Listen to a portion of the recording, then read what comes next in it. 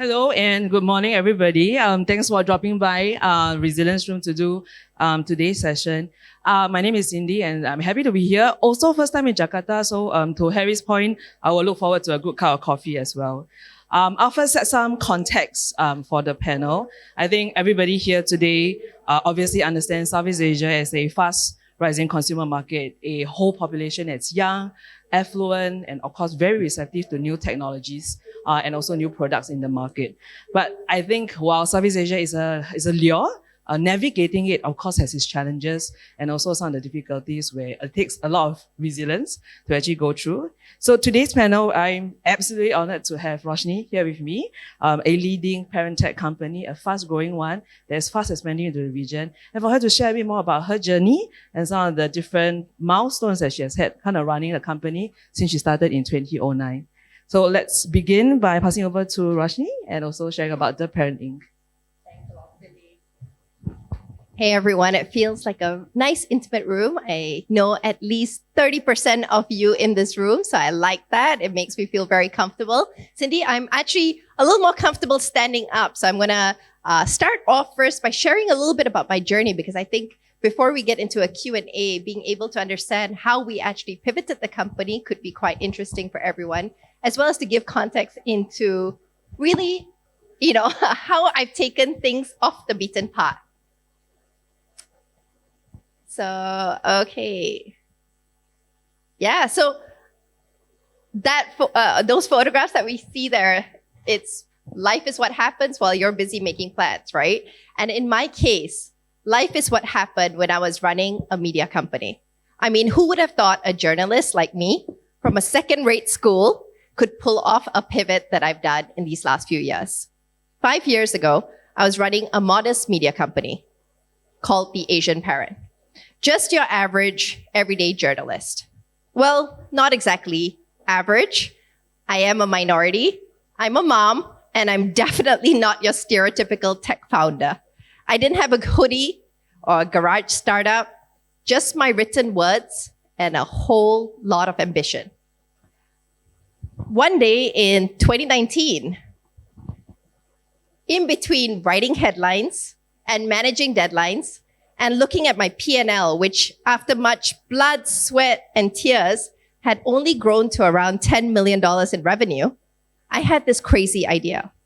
Why not use this community that I had so nurturingly built and launch my own brand, specifically a brand in the halal mom and baby skincare line for Indonesia, the largest market in Southeast Asia, but of course. And thus, Mama's Choice was born. We focus on moms who are pregnant, postpartum, nursing, and those with young babies. I started first by visiting factories to learn all about contract manufacturing. Picture this, a journalist in a hairnet poking around vats of lotion and asking way too many questions. It's like putting a cat in a bathtub. Awkward, but very determined. I remember one factory visit where they looked at me and asked, is she going to write an expose on us? Or is she actually going to make a cream? And spoiler alert, I did both. So in the course of figuring out business and life, of course, life itself had its own plans. I went through a divorce. I got pregnant. I got remarried. Yes, in exactly that order. Moved from Singapore to Indonesia. Fell gravely ill. Had a miscarriage. Fundraised. And all of this in a span of 3 years. Why do things halfway, right? I was basically living in a soap opera, except there was no script and a lot more paperwork. As a sole founder, it was tough. To be very honest, it is still really tough. There were sleepless nights, and not just because of my own kid. Balancing business and babies is no joke. I'd be on conference calls negotiating deals with my kid on my breast. I swear some of my best ideas came during 3 a.m. night feedings. There were days that were so brutal, trying to run a startup and raise a kid, that I remember calling a board member of mine and had her sing a lullaby to entertain my daughter, who would not stop crying because I had to get on an urgent business call and my helper was fast asleep and my husband was traveling on a business trip. And just when I thought I had it under control, boom, COVID hit in 2020. Talk about plot twist. Suddenly, everyone was stuck at home, and I had to pivot my pivot. But here's the thing about being a journalist. We're great at adapting. So we doubled down on our online presence, and guess what? It worked. Moms loved our products, and our sales soared. We expanded Mama's Choice today. We are in 8 countries: Singapore, Thailand, Philippines, Vietnam, Indonesia, Laos, and Cambodia. We did have to make some really tough decisions along the way, though. For instance, we had to shut down our operations in India, Nigeria, and pull out of the US market. These were really hard calls, but we realized we did not have the right to win in these markets. Sometimes knowing when to walk away is just as important as knowing when to charge ahead. And then there was Vietnam. Oh my gosh, we had a few false starts in Vietnam and realized that the best way to truly enter the market was by acquiring. So we did. We acquired Line Vietnam. It was a classic David versus Goliath story. We were like the small, scrappy company going up against big, established players. But we believed in our mission and our products. And you know what? We succeeded. But wait, there's more. In a bold move, I also bought one of the best-known retailers in our region, in our space, called Motherswork. And I have turned it into an integral pillar of our business. Through the acquisition of Motherswork, not just did we finally have an offline community and space for our most loyal users to interact with us, we became distributors for major brands like Stokke, Upper Baby, Philips Avent, Jules. If you need it for your baby, we probably have it. We also launched our second D2C line, a luxury baby brand called Little Ray. Everything you need for your baby to eat, play, sleep, and keep them looking very, very stylish. So from media company to skincare line to distributor and retail brand, it's been a wild ride. My friends joke that I have more job titles than a royal family member, and it's true. Now let's talk really quickly about lessons. First, flexibility is key. Whether you're pivoting a business or dodging Lego bricks in the middle of the night, you've got to be nimble. Seriously, stepping on Lego is like a rite of passage for most parents out there. And flexibility isn't just about changing plans. It's about being open to new ideas and new opportunities. It was a tough pill to swallow when I realized that there was no way I could scale my media business to be a venture-backed unicorn in the making. We had grown to a community of 25 million monthly active users, and I could not fathom how we would ever grow to 100 million in revenue business through just media.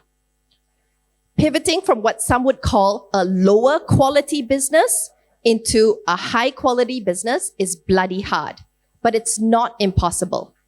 I went from being a media company to running the region's largest mom and baby FMCG brand, more than tripling our revenue and turning net income positive 6 months ago. Second, don't be afraid to ask for help. I knew that I didn't have the team, experience, or expertise to run an FMCG company, a retail company, or a distribution company. But I did have tenacity, resilience, the will to learn, and the humility to know that I needed to hire people who were far more experienced and smarter than me to come and join my team. Fundraising, expanding, dealing with personal stuff, it's so much easier with a support system. And I learned that it's okay to lean on others, whether it's family, friends, or the incredibly patient people at customer service. When I was fundraising, there were days where I thought I couldn't do it anymore, dealing with the rejections, the ghosting, the baits and switch, the perpetual data requests. I know all of you founders know exactly what I'm talking about. While juggling growth, cutting costs, running a new business, raising a family, and turning net income positive. Talk about experiencing hell on earth. However, I have learned over the years that asking for help is a strength and not a weakness. Next, embrace the chaos. Running a business is messy, unpredictable, and also really beautiful. While I previously talked about asking for help, do remember that sometimes your investors are not always right. You might have a board full of seasoned professionals, but you've got to trust your own gut. I remember when one of my investors told me not to launch in a particular market, I did it anyway. And now it's become one of our biggest growth drivers. Asking for forgiveness instead of asking for permission takes guts. But sometimes you just have to take this leap. Another critical lesson was all about authenticity. People connect with real stories, real struggles, and real successes. Being open about my journey, the ups, the downs, has helped build trust with my customers, our moms. Plus, it makes for great dinner party conversations. Oh, you think your day's been rough? Well, let me tell you about the time I had to close a deal with my toddler throwing up from both ends. And let's not forget about resilience. Starting a business is like parenting. It requires patience, perseverance, and a sense of humor. There were days where I felt like giving up, but I kept going because I believed in our mission of helping parents raise healthy, happy, and confident families. According to the study by Kauffman Foundation, nearly 50% of businesses fail within 5 years. The fact that we've managed to thrive despite the odds is a testament to resilience. I also learned about customer feedback. We received customer feedback about our products, and some of it wasn't glowing. But instead of getting defensive, we actually listened and made improvements, and sometimes we even killed SKUs. And to all other lessons, patience is more than a virtue. It's a necessity. It takes time for a business to show traction. Don't give up too quick, and don't force growth artificially. When it comes to building brands, it takes time to build traction. In 2020, media was still 90% of my business. Today, media is just 15% of my revenue. I've learned the importance of boundaries and self-care lastly. As much as I love my work, I've learned to create time for myself and my family. I keep my mornings free for thinking and my nights free for 2 hours with my daughter. Why have kids if you're not going to be able to spend time with them? And a weekly date night with my husband is non-negotiable. We still work weekends, but we incorporate it into our family schedule. Whereas a family, we head to a cafe or a beach and we work on our own stuff in silos. So to all the CEOs out there who's listening to this, those trying to find product market fit, keep pushing, keep pivoting, and remember, if a journalist like me from a second-rate school can do it, trust me, you can do it. So get busy living or get busy dying. So that's been my journey. Thank you.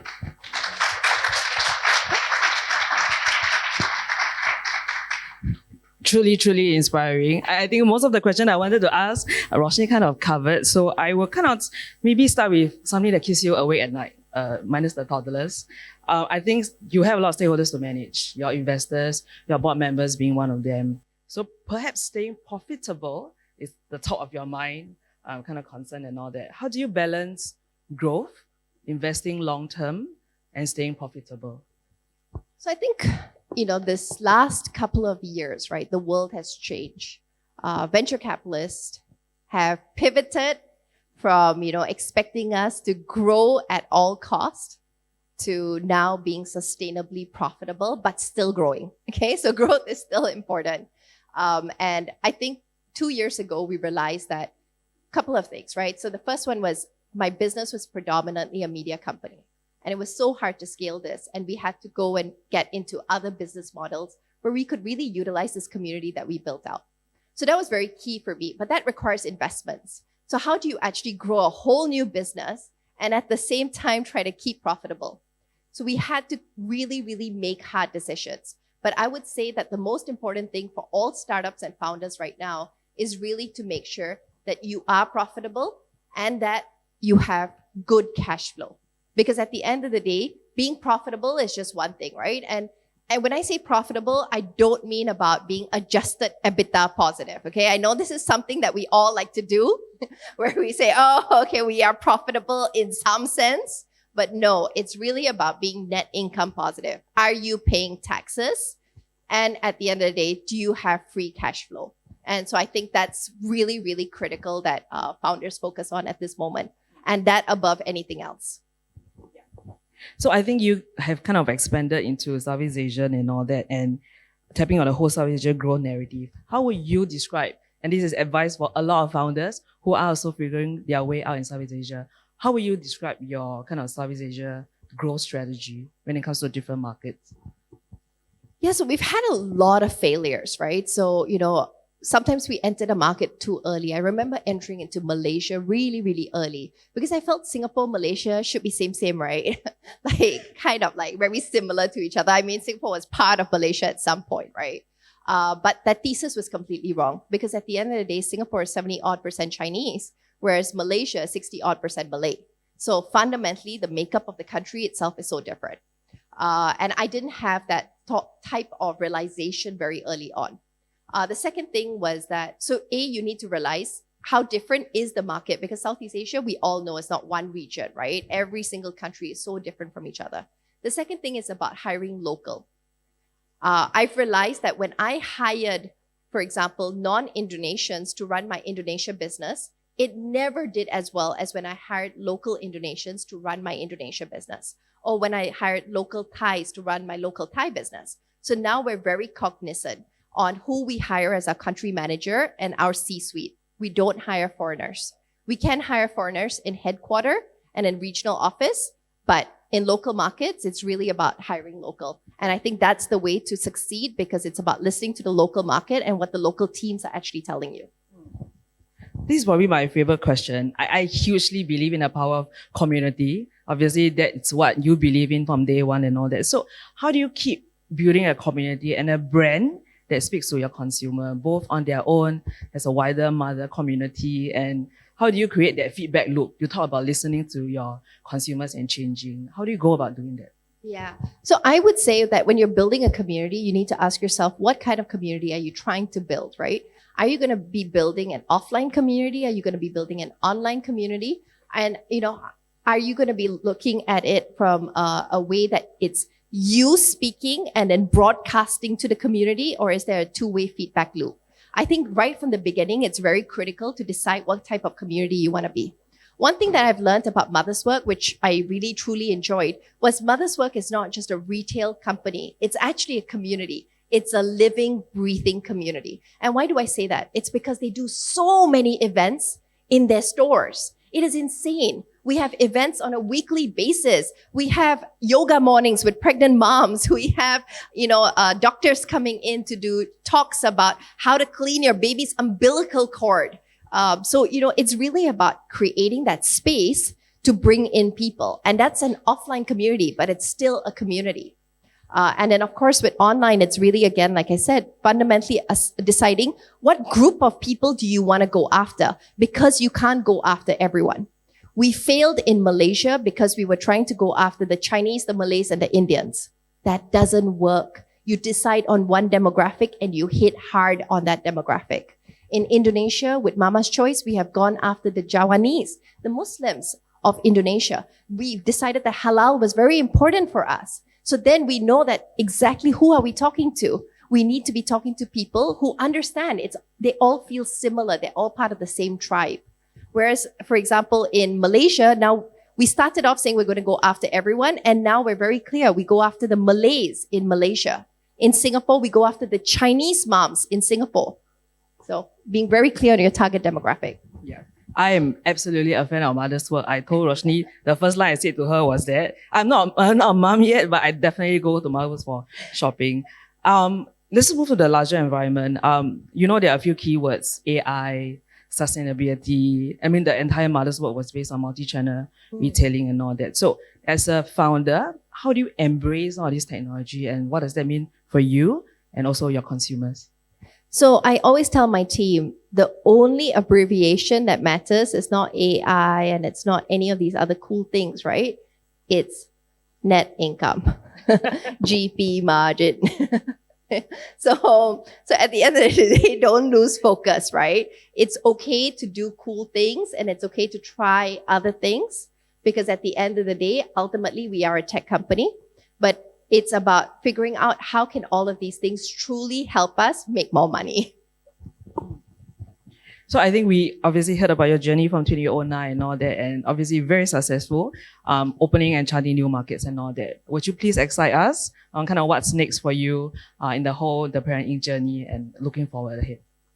Yeah, so I think one of the things that we've done, so now we've done content and community, we've done distribution. It's been very exciting for us because, for me, I know all of these brands because as a mom, I used all of these brands, right? Stocky and Upper Baby, etc. And so now being able to be the distributor for multi-markets has been very exciting. So we're going to be doing a lot more of this where, now that, with Parentinc, we have 7 different countries, we can become the distributor for a lot of these top brands across these 7 different countries. And that's really, really important for us. But the other things that we're doing is we're launching out more D2C brands because we've done 2 and both of them have been very, very successful. It's in our DNA. We understand it. And now with Mother's Work, we also have the retailer information on what brands is it that others like. So, what is the gaps in the market and what is it that the consumers want, and using that as a feedback loop on what new D2C brands we should be launching. So next year we launch another D2C brand in the baby space, and we're very excited about that. So perseverance, I think it's innate, but it's also being a daughter of an Asian family, right? Where you cannot fail. Like B is not good. You try and try and try until you can make it work, right? So I think failure is just not an option. And the second thing is that I always ask myself, if I could just choose any job all over again, would I choose to focus on mom and baby? And the answer is yes.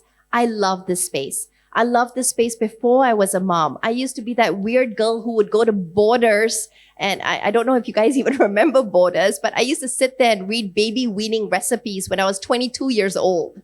So I've always been interested in children and the fundamental of pregnancy and creation and conception of life. So to me, the essence is I really like this space. So I gotta make it work because this is really marrying personal interest, hobby, as well as I've put in so much blood, sweat, and tears, and I don't like losing. That's wonderful, wonderful spot to be in as a career and to own a business. I think we can have, I think I saw more than one hand here. Hello, this is James from Muay Indonesia. As me as in the baby and mom industrial, so I know your brand, Ma Choice, has been in Southeast Asia for every countries, but you just mentioned about the halal. I think the halal, most of the halal is the population is for Indonesian, Malay, but how do you definition your brand and positioning in Thailand, Philippines, or Vietnam, other countries?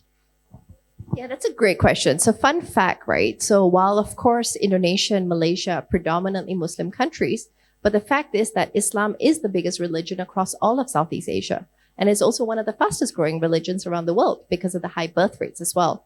So when we look at countries like Singapore, if I just divide it into the demographics of Singapore, right? So we know at the top level, Singapore is 70% Chinese. It's about 10% Malays, 10% Indians, and 10% everyone else. Indians are generally Hindus, Malays are Muslims, Chinese are a mixture of Buddhists, Taoists, and Christians. But when you look at the demographic data of birth rates, the Chinese in Singapore are giving birth to 0.8 or 0.85 babies per couple. So total fertility rate in order to replace your family head count should be 2 babies. But Singaporean married couples or Singaporeans in general Chinese is 0.8. Indians is about 0.9, whereas the Malays in Singapore, it's about 1.8. So at the end of the day, when you look at it at a baby level, there are still more Malay babies being born. It's the double the amount than a Chinese baby, for example. So at the end of the day, it's really about looking at it from not as a population consensus, but looking at it from a birth rate and religion at birth rate. Okay, so that's something that we fundamentally look at. The second thing is that if you look at the Philippines and you look at Thailand, the south of Thailand is quite Muslim. The south of the Philippines is also quite Muslim. The Mindanao region, the Phuket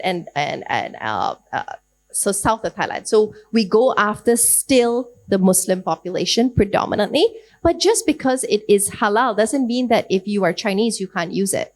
Halal actually means it's better quality because at the end of the day, the halal process is one of the most stringent processes. So it's good for you. It's natural. So in fact, as a mom now, even though I'm not Muslim, when I see a halal product, I prefer a halal product to a non-halal product. I think that's all the time we have. Oh, one more question? Okay.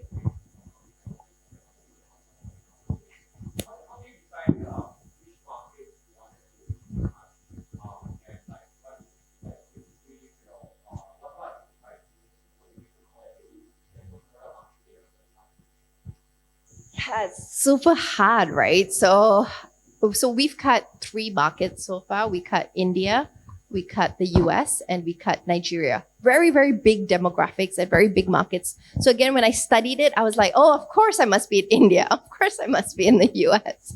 And of course I have to be in emerging Africa, right? And the populations are so big. There's a growing Muslim population, everything, all the fundamentals worked out on paper. But the reality is that when I looked at a market like India, I have no right to win. I mean, Indian companies and Indian startups are only focused on their own country, and that's already a challenge. Imagine if I treated India or the US as one of 8 or one of 10 countries. That cannot be the case. It has to be the main focus. If you do China, if you do India, if you do US, it has to be your primary focus with the other countries like in Southeast Asia as your secondary focus.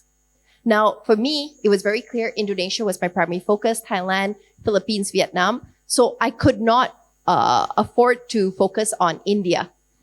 So India and US was very clear that I couldn't give it the attention it needed to really, really grow.